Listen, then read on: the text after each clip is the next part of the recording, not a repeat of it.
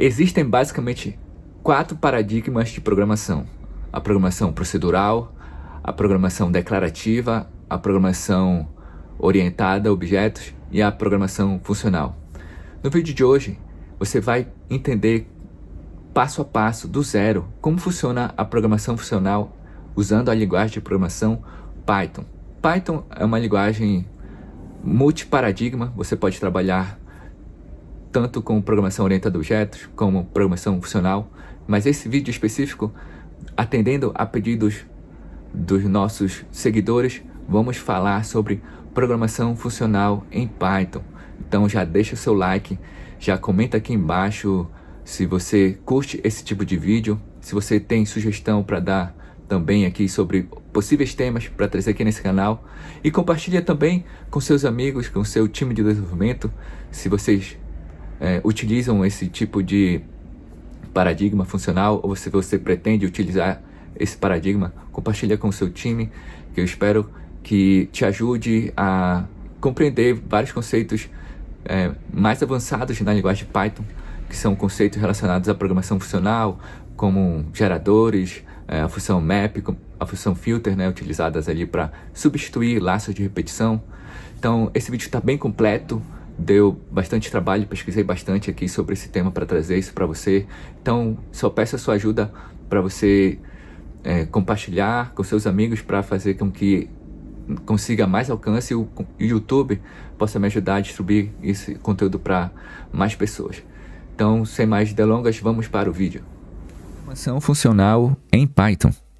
Nesse vídeo você vai entender o que são paradigmas de programação, você vai compreender os conceitos de programação funcional, que são elas: as funções puras, recursão, variáveis de primeira classe, funções de alta ordem, função lambda e imutabilidade das variáveis. Começando por paradigmas de programação, que é a maneira como as linguagens se comportam diante dos problemas, a maneira como as linguagens conseguem resolver os problemas de acordo com o paradigma que ela foi planejada, de acordo com o paradigma que ela foi criada. Algumas linguagens de programação são multiparadigmas, ou seja, elas implementam mais de um paradigma. Existem basicamente 4 tipos de paradigmas que fazem parte ali do mundo das linguagens de programação. São eles: o paradigma procedural, onde os programas são listas de instruções que dizem ao computador o que fazer com a entrada fornecida ao programa. Dentro desse paradigma, podemos citar como exemplo a linguagem C, a linguagem Pascal. Existe o paradigma de programação declarativa, onde você descreve qual o problema a ser resolvido e a linguagem de programação descobre como resolver de forma eficiente. Por exemplo, a linguagem SQL. Existe o paradigma orientado a objetos, e talvez é o paradigma mais famoso e mais utilizado, que é quando o programa manipula coleções de objetos. Os objetos possuem estados e comportamentos definidos pelo programador. Linguagens como a Smalltalk e Java são exemplos de linguagens orientadas a objetos. Dentro desse contexto também podemos citar a linguagem C++ e a linguagem Python. Por fim, que é o objeto do nosso estudo nesse vídeo, existe o paradigma funcional, onde você pode decompor um problema a ser resolvido em um conjunto de funções. Em um programa funcional, cada função opera em sua entrada e produz alguma saída. A programação funcional encoraja a criação de funções que não têm nenhum efeito colateral, que são as chamadas funções puras. A saída de cada função deve depender apenas de sua entrada. Os benefícios da programação funcional são a comprovação formal que uma função executa um determinado comando, que uma função executa um determinado procedimento, um determinado algoritmo. Você pode fazer essa comprovação de forma matemática usando a programação funcional. Outro benefício é a modularidade. Você pode dividir seu programa em funções que correspondem a módulos bem específicos de seu programa. Teste e depuração na programação funcional são facilitados justamente pela questão de que seu código, que o seu programa está organizado em módulos. Outro benefício também bastante importante é a composição. Você pode criar um programa complexo a partir de pequenos módulos, de pequenas funções que você vai juntando para construir algo maior. Esse benefício está relacionado também com a reutilização de código. Você pode reaproveitar uma função para ser utilizada em vários programas. A mesma função que você faz, você pode reaproveitar em outros programas. Não apenas utilizando a função na íntegra, mas você pode fazer pequenas adaptações e isso permite você ter uma maior produtividade, uma maior eficiência na hora de construir seus programas. Os conceitos mais importantes, essenciais que nós vamos ver em relação à programação funcional no contexto da linguagem de programação Python são as funções puras. Vamos entender o que são funções puras, recursão, funções de primeira classe, funções de alta ordem. Também vamos ver o que são iteradores, compressão de lista e geradores, que são conceitos essenciais para se trabalhar com programação funcional em Python. Vamos ver também as funções lambda e vamos abordar a questão da imutabilidade, que está diretamente relacionado com o paradigma de programação funcional. O que é uma função pura? A função pura segue o conceito de função determinística, ou seja, ela sempre produz a mesma saída para a mesma entrada. Se a entrada é laranja, você vai produzir suco de laranja. Se a entrada é limão, você vai produzir uma limonada. Se a entrada da sua função é abacaxi, você vai produzir um suco de abacaxi. As funções puras não alteram variáveis de entrada, e esse é um detalhe importante, exatamente para não incorrer em efeitos colaterais. E por conta dessa natureza, é fácil você paralelizar funções puras para deixar seu código mais eficiente. No quadro à direita, você pode ver a implementação de uma função pura chamada de purefunc, que recebe como argumento a variável list. Nota que dentro dela, na linha 6, eu estou criando uma nova variável chamada newList, que vai ser uma lista. E essa nova lista vai fazer a transformação de acordo com o argumento que foi passado para a função, que são os valores contidos na lista que foi passado como argumento, que está na variável list. E ele então retorna essa nova lista com esses valores. Então existe a lista original, seria 1, 2, 3, 4 aqui no código de exemplo, e a lista modificada, chamando a função purefunc na linha 15, passando como argumento a lista original. Então a lista original não é modificada e a lista alterada ela é apresentada na saída desse código com os valores alterados retornados na variável newList, seguindo o conceito e a determinação de uma função pura. Outro conceito importante também na programação funcional é a recursão, porque é a partir da recursão que geralmente é realizado os laços de repetição em uma programação funcional, no paradigma de programação funcional. No paradigma de programação funcional não há o conceito de laço de repetição. Você não utiliza o laço for, não utiliza o laço while quando estiver implementando o paradigma de programação funcional. E a recursão, ela é composta sempre de um caso base. Sempre em um código que há recursão, você irá implementar um caso base que geralmente vai verificar o momento que a recursão irá parar para que ela não aconteça de gerar um laço infinito. E geralmente, ao se utilizar a recursão para resolver problemas, você começa pensando em problemas maiores e esses problemas são resolvidos em termos de problemas menores. No quadro à direita, você observa uma função de recursão que utiliza a recursão para calcular a soma dos números de uma lista. Então, na linha 3, você tem a assinatura da função sum. Na linha 3, você tem a assinatura da função sum, que recebe como argumento L, o I, o N e o count. Então, na linha 6 é definido o caso base, que é exatamente se N for menor ou igual a I, ele vai retornar a variável count. E essa variável count, é incrementada pelo elemento que está armazenado na posição I da lista L.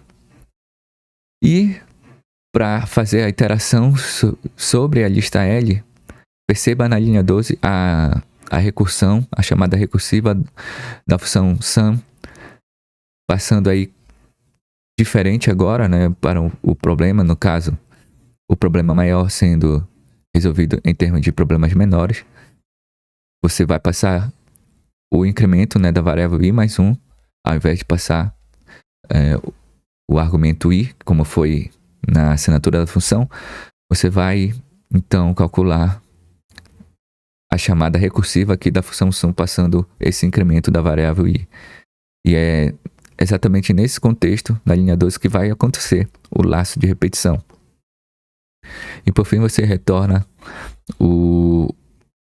a variável count, que contém ali a soma dos valores da lista.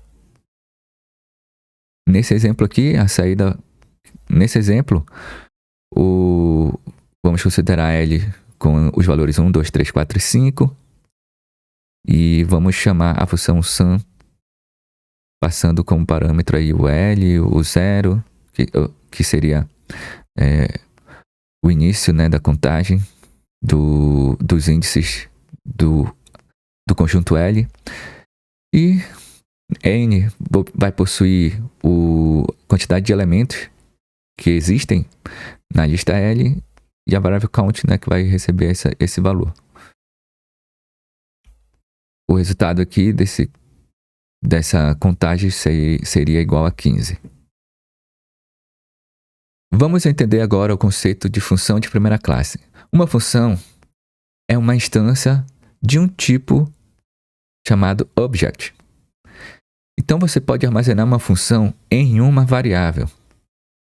E esse detalhe é muito importante na hora de se programar usando o paradigma funcional, porque você pode passar uma função como parâmetro para outra função. E também, nesse mesmo detalhe, você pode retornar uma função a partir de uma outra função. Geralmente no paradigma procedural ou no paradigma orientado a objeto, você geralmente retorna uma variável, um valor ou um objeto. No paradigma funcional, geralmente você retorna uma função. Em Python também é possível armazenar uma função de primeira classe. Ela pode ser armazenada em estrutura de dados, como listas, dicionários e conjuntos. Observe no quadro à direita as duas funções declaradas nas linhas 4 e 5 e na linha 7 e 8. Na linha 4 e 5, a função simplesmente pega o texto, que é passado como argumento para a função, e coloca tudo em caixa alta. E a função whisper, por outro lado, pega o texto e coloca tudo em caixa baixa.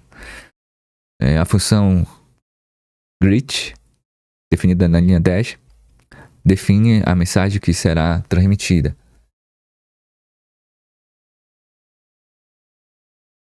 E nota na linha 10 que a função greet está recebendo como argumento uma função.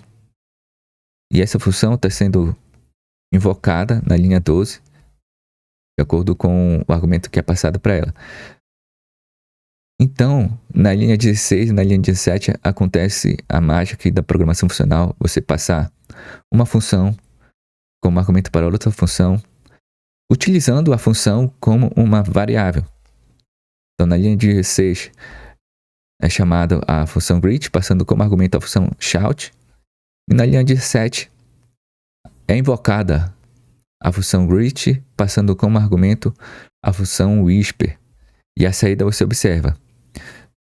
Quando ele invoca a função shout, ele faz a operação esperada ali dentro da função shout, que é colocar tudo em caixa alta, a mensagem. E quando ele utiliza a outra função whisper, ele coloca todas as letras, toda a frase ali em caixa baixa, conforme foi declarado na função whisper. Para facilitar o processamento de objetos iteráveis, como listas e iteradores, a linguagem Python possui algumas funções de alta ordem ou funções de ordem superior usadas na programação funcional. Essas funções retornam um iterador que economiza espaço. Afinal de contas, o que é iteradores? Iteradores é fundamento da programação funcional em Python. Ele representa um fluxo de dados. Ele retorna os dados item por item. Um iterador sempre possui um método next que vai apontar para o próximo elemento que está na fila para ser retornado.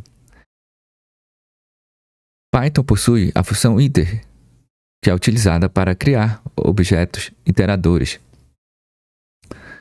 Observa no quadro à direita, no código, a criação de uma lista L, com os valores 1, 2 e 3, e a utilização da função iter para transformar essa lista num objeto iterador. O objeto iterador geralmente é usado com o laço for para realizar loops, o exemplo clássico ali da utilização desses iteradores. Na verdade, o laço for, implicitamente, quando você utiliza com uma lista, ele converte essa lista para um objeto iterador na hora de fazer o laço. Então, voltando aqui para esse código, exemplo que está à sua direita, no quadro à direita, na linha 6 e 7 eu imprimo o tipo L e o tipo da variável it, né, que foi definida como iterador. E em seguida eu faço um print também, usando como exemplo o método next. Então a linguagem Python também tem a função nativa next, que funciona como o método next de um objeto iterador. Na saída você observa que o objeto L é do tipo lista e o objeto type é do objeto list iterator. Então observe que são objetos diferentes. E o comportamento do método next, que faz parte ali do objeto it, é o mesmo comportamento da função next nativa da linguagem Python. Observe também na linha 15 que é disparado um erro quando você chama a função next sobre um objeto iterador que não possui mais elementos a serem retornados. Outro detalhe importante quando você está implementando a programação funcional em Python são as expressões geradoras e a compreensão de listas. Quando você está construindo o programa, existem algumas operações comuns quando você trabalha com iteradores. Uma delas é executar a mesma operação em cada elemento do objeto iterador. Outra operação também é selecionar um subconjunto de elementos que seguem determinada condição. As expressões geradoras, também chamadas de GenExpress, são adequadas para trabalhar com grande volume de dados. Então, para você entender por que as expressões geradoras são adequadas para trabalhar com grande volume de dados, dá uma olhada nesse exemplo aqui. Na linha 4 você tem uma lista de né, chamada aqui na variável lineList. Na linha 7, você tem a criação de um gerador que vai pegar para cada linha dentro da lista lineList, vai então remover ali os espaços vazios, né, que existem dentro dela. E nota que essa expressão geradora é definida usando o parêntese. Por outro lado, aqui na linha 10, nós temos a compressão de lista, que também você pode usar uma operação ali de varredura para gerar os elementos dessa lista. Então, da mesma forma como na linha 7, porém a diferença agora é que você utiliza o colchete para simbolizar que é uma compreensão de lista e não uma expressão geradora. Veja que é a mesma operação que foi realizada na linha 7. E aí na linha 12 e 13 eu imprimo esses dois objetos. Nota que o objeto gerado aqui pela expressão geradora é um objeto generator, né? Um objeto gerador, diferente do objeto gerado pela compressão de lista, que foi, na verdade, também é uma lista que foi gerada. Então, quando você estiver trabalhando com grande volume de dados, o mais adequado a ser utilizado é uma expressão geradora, porque ela vai retornar um elemento por vez. Os geradores simplificam a criação de iteradores. Normalmente, as funções retornam valores, porém, as funções geradores retornam iteradores que retornam fluxo de valores. Então, mais uma vez, reforçando, né, quando você estiver trabalhando com grande volume de dados, que você precisa de um fluxo desses dados, fluxo de valores, ao invés de carregar todos os dados na memória, você pode optar por gerar esses valores através de uma expressão geradora ou através de geradores. Para você criar geradores, você pode usar a palavra-chave yield ao invés de return quando você declara uma função. Então, você pode criar uma função geradora que vai te retornar um fluxo de valores que utiliza ali os iteradores por baixo dos panos para fazer essa operação. Então, nesse exemplo que nós vemos no quadro à direita, a função generateInt, né, para gerar inteiros, ela faz um laço de repetição aqui de i até n e utiliza a palavra-chave yield para gerar esse valor de forma dinâmica. Na linha 5, então, é chamada a função generateInt, passando como argumento o valor 3. E na linha 6 a gente imprime essa função geradora. E nas linhas 8 a 11 a gente chama a função next para obter elemento por elemento ali desse gerador. Então observa que a saída indica que o objeto gen é um objeto generator, né, um objeto gerador. Depois as linhas 8, 9 e 10 retornam os primeiros inteiros aqui gerados por essa função 0, 1 e 2. E na linha 11, né, ele dispara essa função porque você só chamou a função generateInt passando como argumento o valor 3, né, que geraria apenas 3 inteiros para essa função. Então não existe o quarto elemento, né, que seria um número inteiro. E aí é disparada a exceção, conforme nós vimos no slide sobre os iteradores. Vamos falar agora da função de alta ordem map. Função de alta ordem é a função que retorna um iterável. A função map, ela retorna uma lista de resultados após aplicar a função dada por parâmetro, por argumento, em cada item de um dado iterável. Pode ser uma lista, uma tupla, etc. A sintaxe para você chamar a função map no primeiro argumento você pode passar a função que você deseja mapear e o iterável que você deseja aplicar a função sobre ele. A função, nesse caso, será mapeada em cada elemento. E o iterável, ele vai ser mapeado por essa função. E o retorno da função map é um iterável da classe map. No código que você observa no quadro à direita, é definido na linha 6 nas 5 e 6 a função addition. E na linha 9 e 10 você declara a variável numbers como sendo uma tupla possuindo os valores 1, 2, 3 e 4. E na linha 10 você utiliza a função map para aplicar a adição desses números, passando como argumento, né, a função addition e a variável numbers ali que contém esses números. Na linha 13, então, você imprime o resultado, você imprime a variável results, e na linha 16 e 17 você faz uma varredura aqui, né, esperando que esse valor results é um iterável. Usando então o laço for, você percorre todo esse iterável e apresenta ali cada elemento na tela. Observa que a saída da linha 13 reflete o objeto mapa que foi gerado aqui pela função map.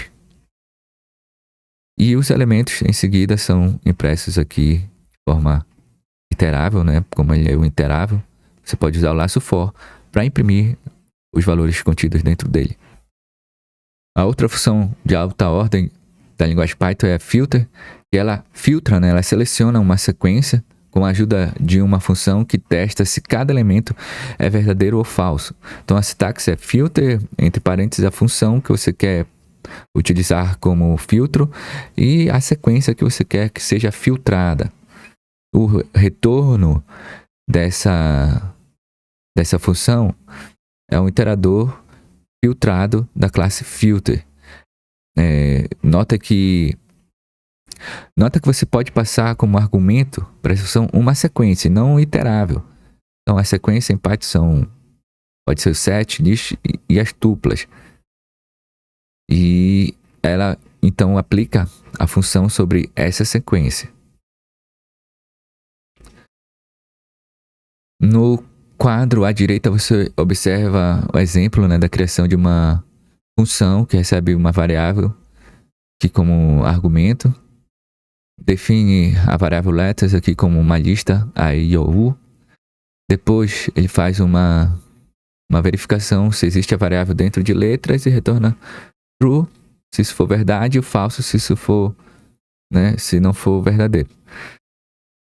Então na linha 13 é criada uma sequência de letras e na linha 16 a gente aplica essa função usando a função filter da linguagem Python sobre a sequência desejada. E imprimimos o resultado filtrado aqui dessa varredura.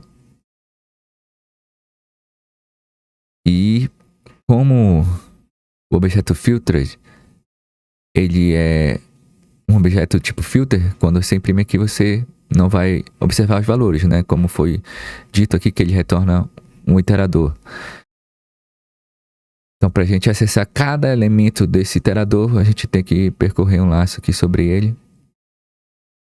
E aí a gente pode acessar cada elemento que é gerado aqui por esse iterador. Agora vamos falar sobre função lambda. O que é a função lambda? A função lambda é uma função anônima, ou seja, ela não tem um nome. Uma função que é definida usando a palavra-chave lambda. Até então, você deve ter criado suas funções usando a palavra-chave def em Python. Para você criar uma função anônima, que não precisa de nome, você pode usar a palavra-chave lambda. Então, a sintaxe para você usar essa função anônima é lambda, os argumentos, dois pontos, e a expressão. Os argumentos são as entradas que serão passadas para a função, e a expressão ali é uma expressão única, validada e retornada. E essa é uma observação muito importante.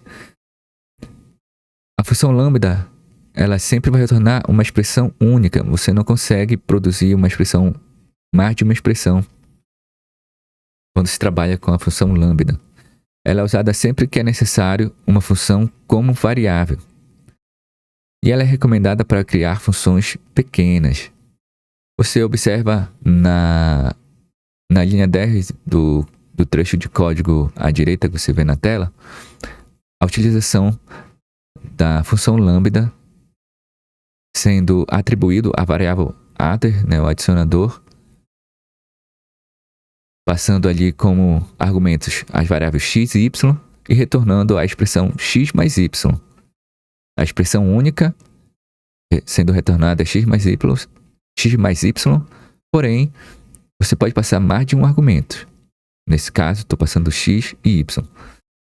Na linha 12, você vê a utilização de outra função lambda sendo atribuído à variável printAssign, também com dois argumentos, nome e valor, seguindo a sintaxe, dois pontos, e a expressão retornada, que seria a concatenação de name, do nome, o símbolo igual e o valor convertido para string. Então, isso aqui é uma expressão única sendo retornado pela função lambda. E aí, a gente pode fazer algo elaborado dessa maneira, né? Vou imprimir a função printAssign, passando como argumento, né, digamos, o nome dela seria o texto, 4 mais 6, e eu chamei a função adder, que utiliza ali a expressão lambda, passando como argumento 4 e o 6, para serem retornados aí, imprimidos. E a saída, então, ficaria 4 mais 6 igual a 10. O outro conceito, para a gente finalizar o paradigma de programação funcional em Python, é imutabilidade. Então, esse conceito vai ser muito importante quando você estiver depurando algum erro no seu código. Sempre pensar e analisar que certos tipos de dados em Python possuem essa propriedade, que são imutáveis. Então, ao você tentar alterar algum desses tipos, você vai incorrer no erro. O interpretador Python vai disparar um erro para você e você vai poder investigar onde que surgiu, onde que está o erro relacionado à tentativa de mudança, né, de algum valor de uma variável imutável, né? Em Python, as strings, as tuplas, os números sempre são do tipo imutável. Você não pode fazer nenhuma alteração nesses valores, como é o caso do exemplo que você observa no quadro à direita, que tenta mudar o valor do elemento na posição 1 da variável immutable, foi declarada na linha 6 com o valor de k. Então, nesse momento aqui é disparado o erro, porque o objeto string não é um objeto que você pode alterar. Uma vez definido, uma vez declarado, você só pode utilizar ele como ele foi declarado. Você não consegue fazer alteração nele. Então, essa imutabilidade também é um conceito importante no paradigma funcional, pois você utiliza várias funções pré-definidas e você não tem certo controle sobre elas, funções de alta ordem, né, geradores, os iteradores. Se você não tiver ligado nessa questão da imutabilidade de alguns tipos de variáveis na linguagem Python, você pode disparar esses tipos de erro. Se liga aí que é hora da revisão. Problemas podem ser resolvidos usando uma linguagem de programação através do paradigma procedural, declarativo, orientado a objeto ou funcional. A saída de cada função deve depender apenas de sua entrada, segundo o paradigma funcional. A função pura sempre produz a mesma saída para uma mesma entrada. Recursão é uma operação bastante utilizada na programação funcional e é usada para criar repetições. Função é um objeto de primeira classe, ou seja, na linguagem Python você pode usar uma função da mesma maneira que você utiliza uma variável. Iteradores e geradores são usados para manipular fluxos de dados e são consideradas funções de alta ordem. Assim como a função map, que aplica uma operação a cada item de um iterador.